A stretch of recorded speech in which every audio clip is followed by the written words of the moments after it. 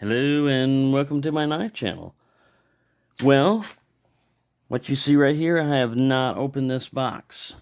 This is my Rough Ryder Reserve order. It should be the Whittler.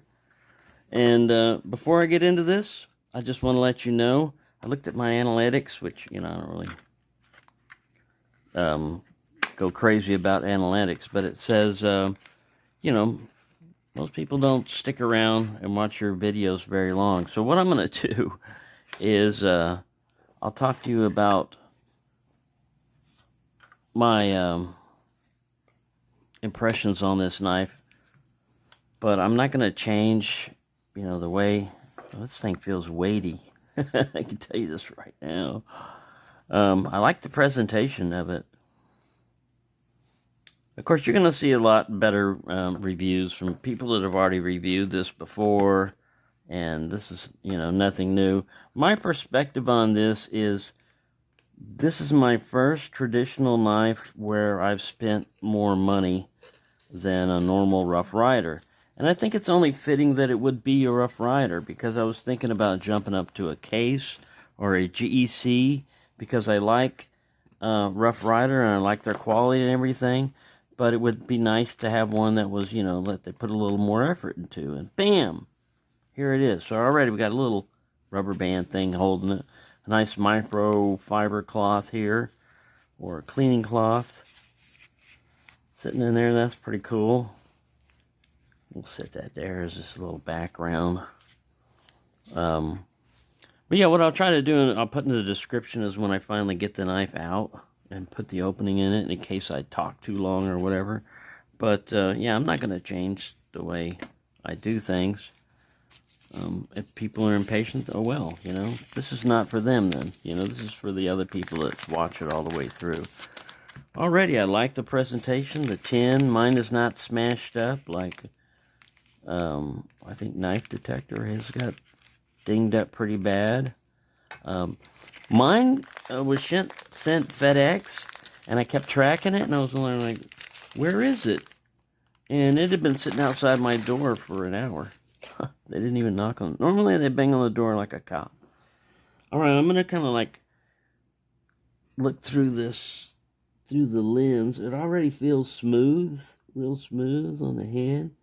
You can't really tell in the pictures too much, but this has got kind of a goldish tint to this inlay here.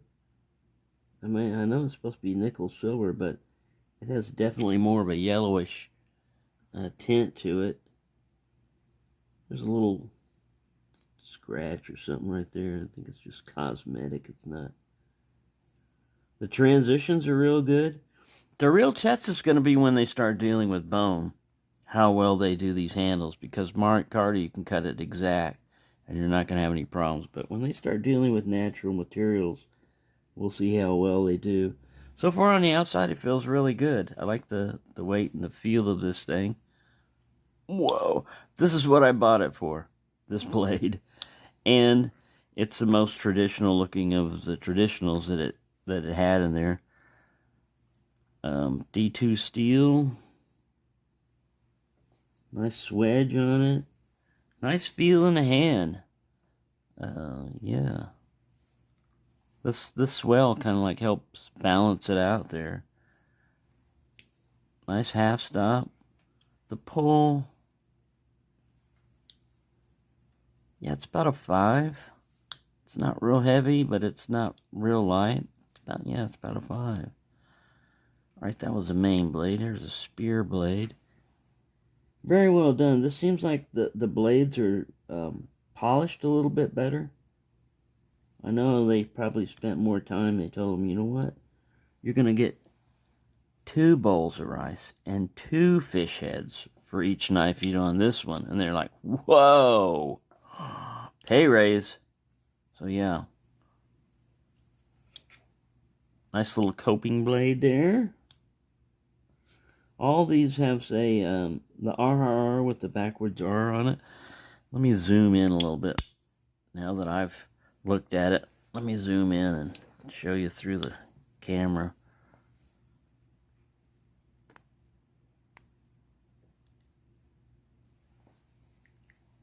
yeah, so, some people are talking about, is the quality there or anything else, One of the things that you've done right already right there is D2. Um, Now, D2 is starting to become a more common steel and everything, but finding that in a traditional knife, whoa, that's something different. Marbles is the only other one that's done that, and they've offered it at a much lower price. The Marbles D2 sow belly. Let me pause and get that. Compare him over here.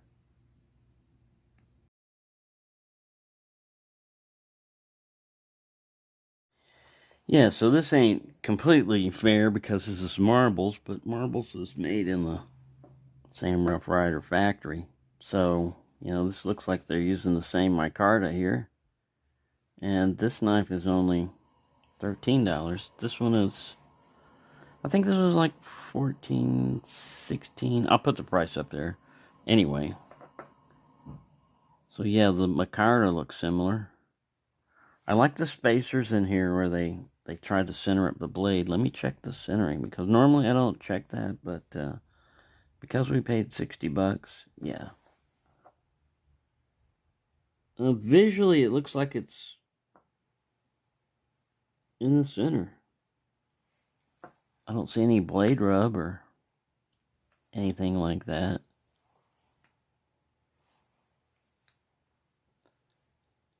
Yeah, so my only concern about the Rough Ryder Reserve is the price of them.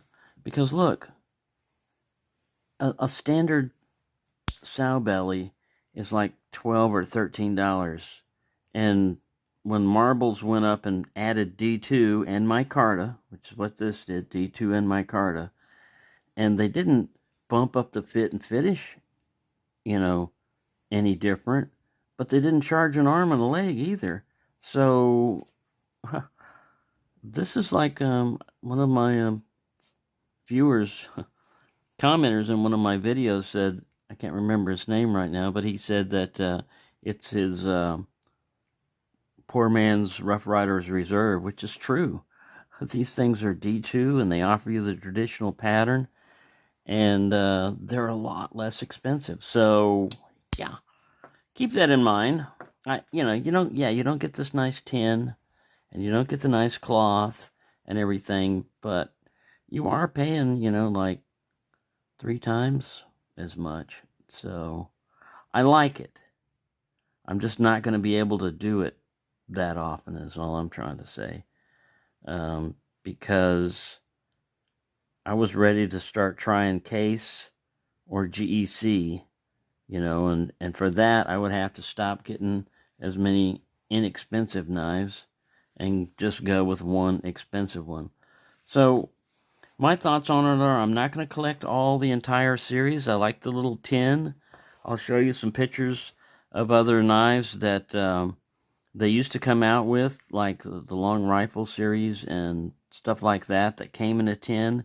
And now when you find them new on eBay, they're going for like $30, $25, $30. So this is not overpriced is what I'm trying to say. I think it's worth the money and I like it, but I'm not going to get the razor and I'm not going to get the little kayak or anything this time. Maybe next time when they come out with some more or something I might, but yeah, it's more of a once in a while type of thing. That's what I like about traditional knives, and when Marbles came out with this in D2, I was really surprised because I thought, all right, this is the time when they're going to price jump you, I mean, they're going to say, well, we did have to add D2 to steel, so we've jacked the price up by $30. But no, I mean, this is an excellent knife. I'm sorry.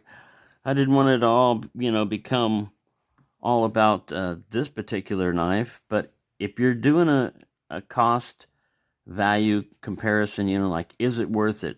Well, if you're going to go for materials, just going up for an upgrade in steel and everything, then hopefully they'll expand this line, but right now they've only got like 4 or 5 in the Marbles D2 line.